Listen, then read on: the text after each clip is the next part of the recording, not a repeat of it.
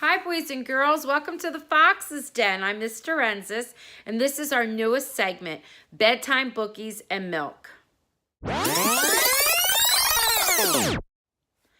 So tonight, I want you to get into your favorite jammies, grab your favorite blanket like I did, and I'm going to read to you a bedtime story. So this book was actually given to me by my mom, and she's no longer with me, so it's extra special. And it's even inscribed on this inside, and it says to Rowie, because that's what she called me, from the mother.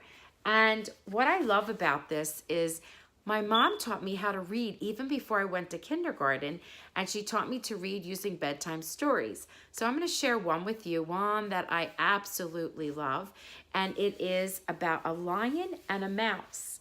And even if you've heard it before, that's okay. It's always fun to revisit stories. This one is kind of short, and that's okay for our first Bedtime Bookies and Milk because we're just getting to know each other.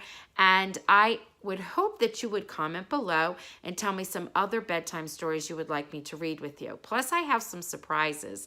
I have my own books that I've written that I'm going to share, some local authors that have also said yes, share my book with your students, and I'm hoping that you're going to fall in love with reading like I did. Okay, so here we go. So this story is called The Lion and the Mouse, and this is the only picture that goes with this story. I'm just going to give you a little close-up. And what you're really going to do is you're going to need to imagine the story in your mind. So here we go. I'm going to get my comfy blanket all situated here. One day, as a very furry lion lay sleeping in his lair, a little mouse, not knowing where he was going, ran over the lion's nose.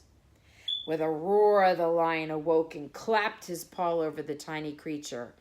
"Now I shall get you," he roared, "you worthless little mouse." "Oh, good sir," squeaked the frightened little mouse, "I meant no harm. I assure you, nothing was further from my thoughts than to disturb you. Your Majesty, please spare my life, for I am not even worthy of your attention." The lion, smiling at his little prisoner's fright, lifted his paw and watched the mouse scamper away.